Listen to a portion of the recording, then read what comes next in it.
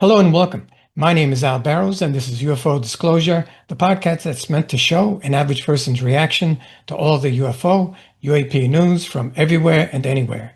Today, I'd like to relate something that I saw on Viaje Desconocido.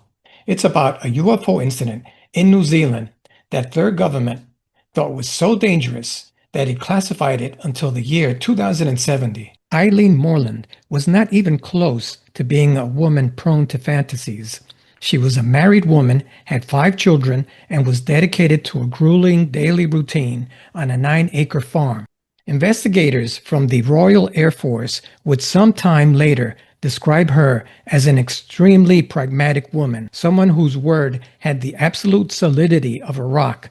She didn't read mystery magazines, didn't have the slightest interest in science fiction, and most importantly of all, she wasn't looking for attention. In fact, what happened to her that early morning of July the 13th, 1959, left her with only one ambition for the rest of her days, that the world would forget her. She wanted them to erase her name so she could erase the trauma of what she saw herself. It was exactly 5:40 in the early morning. Eileen stepped out of her white wooden house with an ordinary flashlight to look for her cows and start the day's work. The silence was total. Only the crunch of her footsteps on the wet grass could be heard. Suddenly, the atmosphere changed completely. The sky seemed to darken. A green glow, a light she later described with an almost physical disgust as a horrible color, began to filter through the low clouds. But it wasn't a soft light like that of an aurora. It had direction. They were two intense light sources that she compared to giant eyes or industrial lamps of a power that made no sense. They came down at full speed and bathed the entire area. At that very moment, Eileen's flashlight became a useless toy. The green was so absolute that it erased any other clarity, but it did so with a frequency that she felt vibrating in her own nerves. She felt it like a neurological invasion that shouldn't be there. Fear left her frozen for a second, but the instinct to survive was much stronger. Eileen did what any living being under threat would do at that moment. She ran towards a row of pine trees that served as a barrier. She hid in the shadows, and from that precarious shelter, with her heart wanting to jump out of her chest, she witnessed a technological sequence that the science of the time could not even begin to theorize. About 10 meters from the ground, suspended in air that seemed to have absolutely turned solid, a discoid object about 10 meters in diameter was floating. It wasn't a spot of light in the distance or a deceptive reflection. It was right there, close enough to see the structural details of a craft that seemed to completely ignore gravity. The object had a transparent dome on top, brightly lit from within, and inside, Eileen saw what would change her life forever. 2 figures, 2 men, or something that resembled them in a way that gave her chills. The light inside that dome was such a pure clinical white that it made the silver suits shine as if they were made of mercury scales. Their movements weren't robotic, but rather fluid and precise.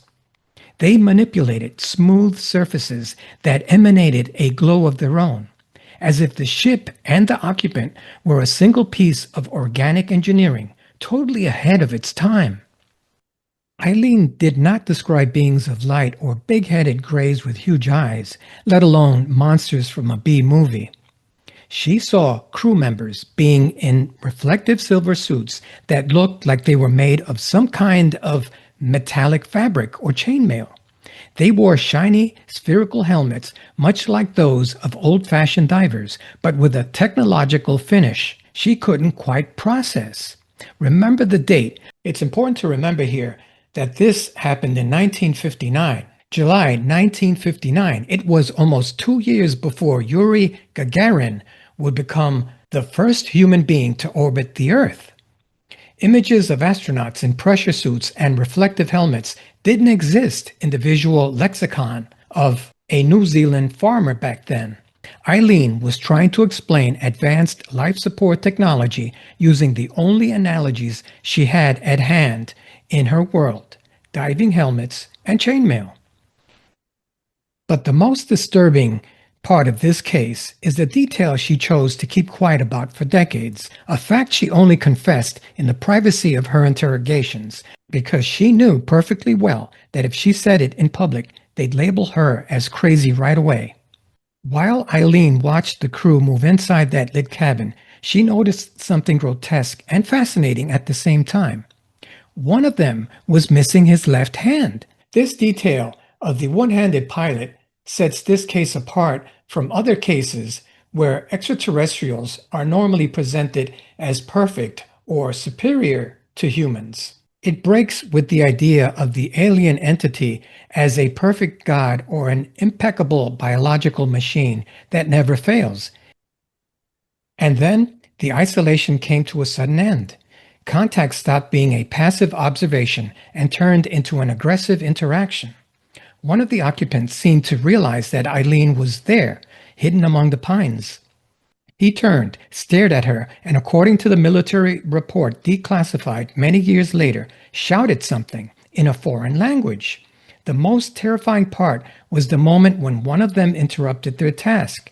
As he turned, Eileen felt that spherical helmet with no face or visible eyes was staring directly at her, piercing the darkness of the pines with a gaze that chilled her blood. At that precise moment, the ship made a maneuver that defies any attempt at a logical explanation. The object tilted exactly 15 degrees on its own axis.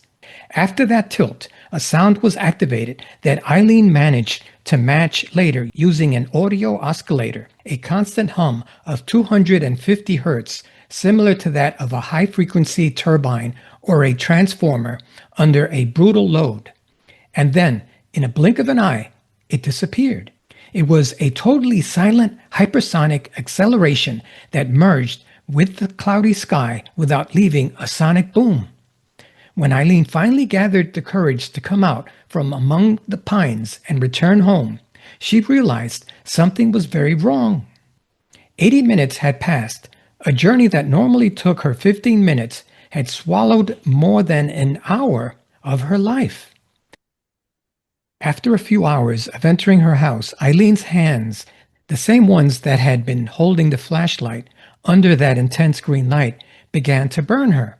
Strange blisters appeared, bumps that oozed a watery liquid, and that, if she tried to pop them, would come back instantly in the same place. A brown mole also appeared out of nowhere on her forehead, and her left eye swelled in a scary way. It was the clear clinical picture of acute exposure to microwave radiation or high-intensity electromagnetic energy. It wasn't an allergy or her imagination. It was a real burn produced by proximity to a propulsion system that completely ignores how fragile the human body is. Afterward, Eileen's personal scare soon escalated into a national security problem. Eileen, who was terrified, didn't go to a local hospital because even before she could go there, she was treated in secret by the chief medical officer of the Woodbourne Air Base. The military didn't want the medical records of those blisters to end up in the public health system for anything in the world. They knew very well that those marks were the forensic footprint of a technology they were trying to understand or perhaps hide because they already knew it. And while Eileen was trying to let her hands heal, something really bad happened on her land. The damage hadn't just stayed on her skin, it had spread to her ecosystem. The radiation from the ship didn't just affect Eileen's skin, it also damaged her farmland. Weeks after that encounter, the moorland farm began to show the true scars of the intrusion.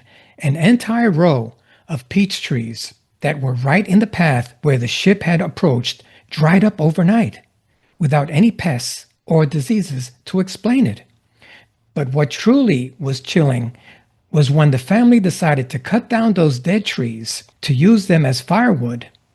Upon opening the trunks, they encountered a phenomenon that defies any logic.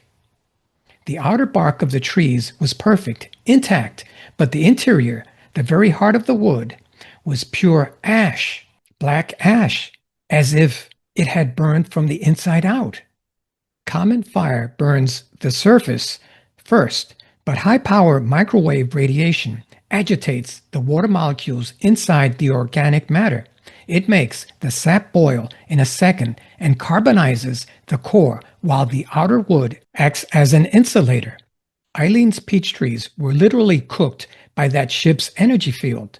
That is the physical proof that cannot be denied.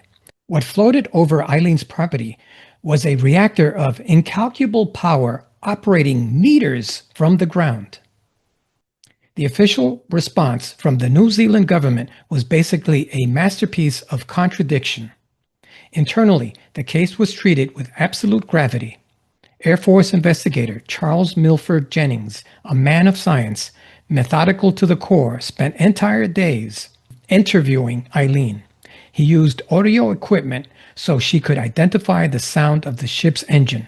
Jennings wrote in his personal notes that the woman was a totally credible witness and that what happened was real. But to the outside world, Eileen was viewed as somebody that was hoaxing or was having some sort of a hysterical meltdown. The cost for Eileen and her entire family was devastating. Imagine what it was like in a small community back in the 1950s for Eileen to have said she'd seen a UFO. It was an instant social condemnation. The mockery in the local papers began, the cruel jokes, and even worse, the anonymous harassment. The woman even received a threatening letter that simply said, "You have spoken." A direct warning from someone who felt her testimony was a danger.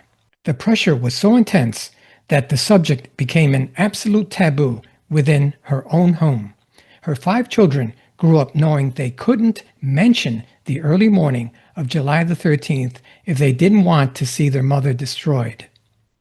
Eileen ended up changing her name, moved to another city, and tried to lose herself in oblivion in a nursing home. But even though she moved and changed her name to escape the trauma, the state contacted her through legal privacy protocols, proving to her that to the military intelligence, she never stopped being a subject under surveillance. Eileen's file was declassified in December 2010. After a legal battle over a year, the New Zealand government released more than 2,500 pages of secret UFO files. There, the drawings of Eileen's ship appeared, Jennings' notes about the crew member who was missing a hand, and the medical reports of the burns. It seemed the truth was finally coming to light, but there was one of those very bureaucratic traps. Intelligence chiefs decided that a very specific block of documents, the most technical and operational of the Moreland case, had to remain sealed. And the embargo isn't just for a little while. The government stated that those papers cannot be touched until the year 2070. Eileen Moreland died in the year 2016. She was 99 years old, and the 111-year embargo on part of her case remains in place. Is it because New Zealand thinks it's a national security issue? Why is that part of her file being guarded so closely? My name is Al Barrows. This has been UFO Disclosure. Please remember to like, share, and subscribe. Thank you.